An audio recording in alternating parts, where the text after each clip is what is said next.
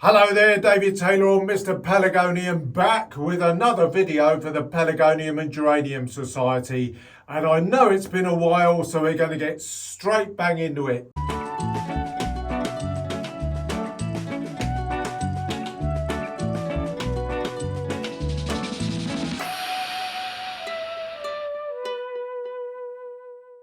Hello there, well it's good to see you again. Now it's been around about 5 or 6 weeks since I've done a video, primarily because I went away to California for the best part of 2 weeks.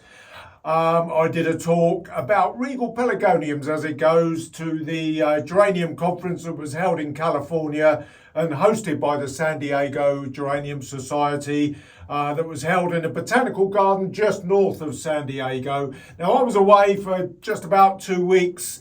And on return on the 20th of March, I had to get straight on to editing the new digital magazine for the Pelargonium and Geranium Society. And that's the reason why the last 5 or 6 weeks has been very, very busy for me. Now, realistically, though, it has to be said, not a great deal has happened in my greenhouse, primarily because March has been a shockingly dull, cool, wet month.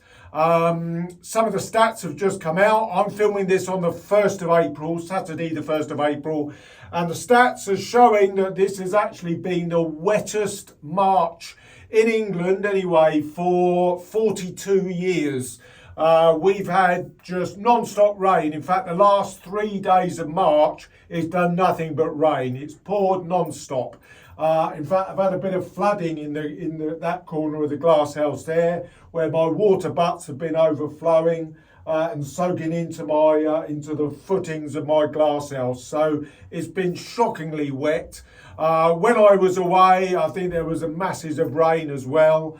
And because of that, it's been very, very dull. So we've not had a great deal of light. We've not had many sunny days. We've had the odd one, but not many of them. And consequently, the plants are getting off to a very, very slow start. They barely move. They probably moved a little bit. They're greening up because obviously the days are getting much longer now in the Northern Hemisphere. But realistically, the plants have barely sort of begun to really get going. And I mean, we're into April now, so we should be looking to really see a lot of growth this month. But, you know, plants, I mean, if I look at one or two of my regals, I mean, this one, for instance, just got a slightly dead and dying leaf. I mean, this was cut back hard and the breaks are just beginning to burst through. You can see them now just beginning to grow, but I would normally have expected them to be like this in early to mid-March, realistically. I mean, I'll show you, let's just try and get close up a little bit. I mean, we can see here these breaks, particularly on, say, this branch here. I mean, we can see the breaks, but again, these are only just beginning to really burst through from stopping back in late December. So get rid of that dead leaf. These are the old leaves, which you would expect to die. That's no problem at all. But these are, you know, these are really only now just beginning to break through. And I would have ideally liked to have seen them in this situation around about sort of early to mid-March, to be honest. So it's a very slow start to the season. Now, the one thing that I have done, I've gone up to real full strength of liquid feed now, just to really begin to encourage them to grow. Now, I've had a lot of people querying feed. I will put a link to a comprehensive video that I did about plant feed. I did it a year or two ago, can't quite remember when, but I'll put a link up to that. That you can really have a look through if you want the detailed explanation about feeding pelargoniums. But the main thing that you need to remember is that they are very, very hungry plants. They do like a really good liquid feed. And certainly from now, you need to be giving them full strength liquid feed, more or less every watering, unless you've just, say, repotted them. which I have been doing on one or two plants. There's one there that I just repotted this morning actually. But if you've just repotted them, you can go usually a month to 6 weeks to let the roots begin to absorb all the goodness that will be held within the compost.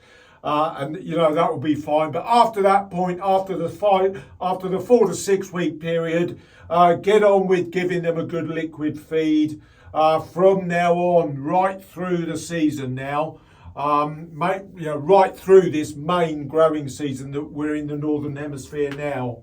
Now, in basic terms, I mean, I buy my liquid feed in bulk primarily because I use a lot of it for obvious reasons. This blue sort of granular type feed that you mix with your water, probably the most common name for it sold retail is a product called Chempac. And there are different types. There's a high nitrogen, a balanced feed, which is the one that I use all year round, apart from about 2 months before a show when I go over to a high potash version, which in Chempac terms is number 4. But generally I use what's known as the number 3. There's the number 3, which is the balanced, and the number 4, which is the high potash. There is a high phosphorus version, I think. Chempac 8, I want to say that one is. But I buy it wholesale in bulk. So, you know, it can work out quite expensive buying Chempac. But there are a good number of other feeds available. The majority of those in garden centres, of course, will be a slightly higher potash feed. But they're perfectly good in most cases to feed them at full strength, more or less at every watering. Don't be frightened to give them a really good dose at every watering, regardless of what it may say on the pack, because Pelargoniums, as I've said many a times, are always really hungry. Now I do intersperse my feeding during the main growing season with a product called Maxicrop. It's a good, what's known as seaweed-based liquid fertiliser. It's a bit more natural, a bit more organic. Now again, I've got a huge, great wholesale tub of it there that I use. Now I'll try and put a picture up of just the retail version. It's a really good product for making your plants grow strongly and put on a good performance with regard to the blooming. Now the other thing, of course, sort of talking about liquid feeding and watering in general, is that because we've had this really cool sort of March, almost very cool beginning to the season, you've got to be careful not to overwater your plants. We're getting the longer days and there is a great temptation to, you know, get your watering can going in there, filling up your saucers or giving them a good top water and really flooding them.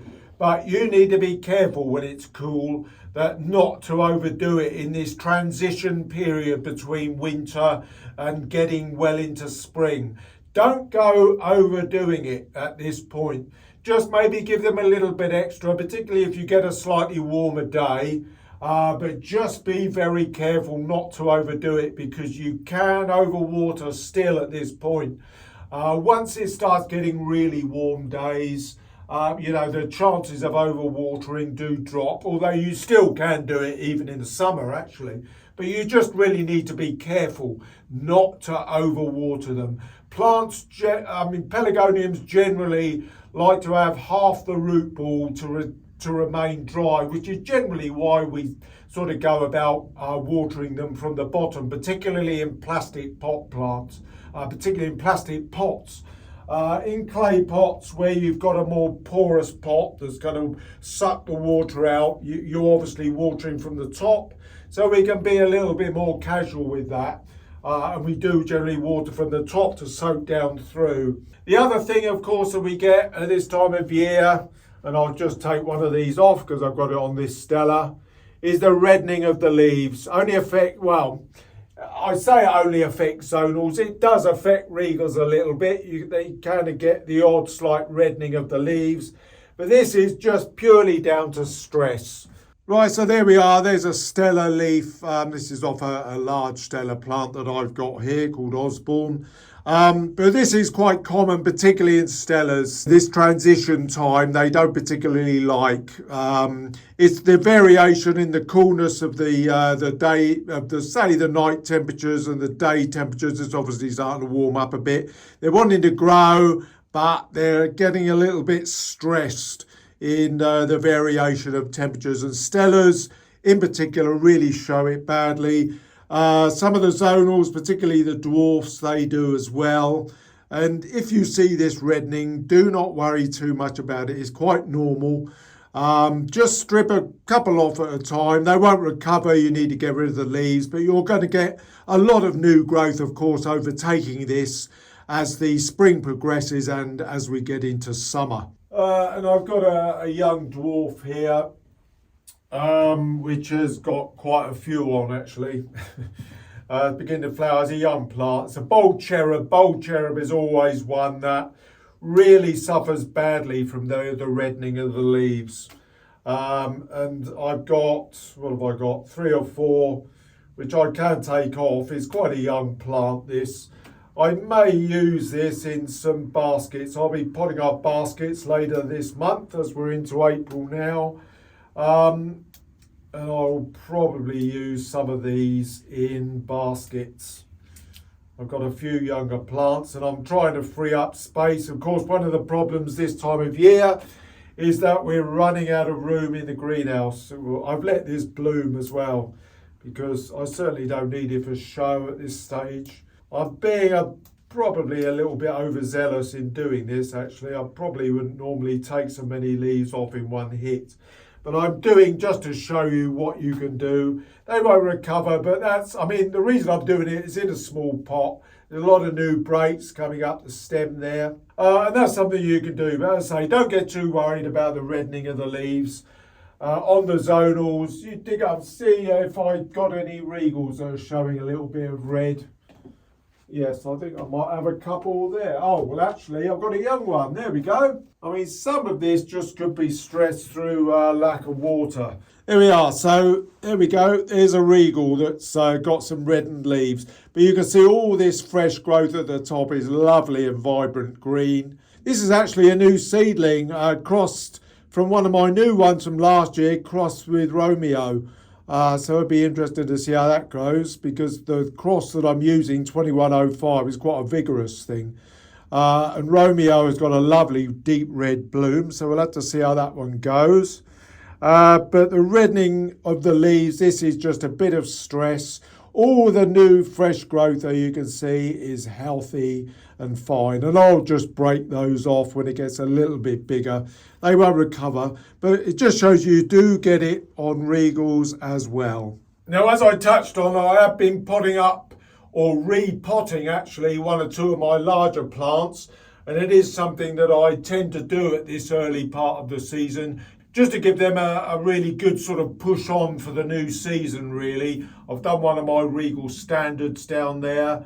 I will probably do 1 or 2 others as well, some of my larger pots. This one here, this Spitfire, this is a cactus flowering variety actually. And this has been in this pot for the best part of 2 years. It seems to be growing quite happily. I'm probably virtually convinced that this will actually have some mealybug in the root ball because I did one of my Regal Standards, as I said, and that had a little bit in there. Mealybug is becoming a real problem in southern England, but it is growing away, so I'm just going to probably tap that out and repot it, and I'll probably do that in a separate video because I don't want to overextend this one. I watered it a couple of days ago as well, so I want that to dry out first. But everything is just beginning to grow away now, and they are forecasting that it is going to brighten up in this first week really of April. So, okay, so I think I'm going to wrap it up there. I will now begin to do more videos in the coming spring season. As I said, we're into April, so we'll get going. But in the meantime, just look after yourselves. As I said, take on board 1 or 2 of the tips. Don't overdo the watering. Begin your feeding in full strength mode.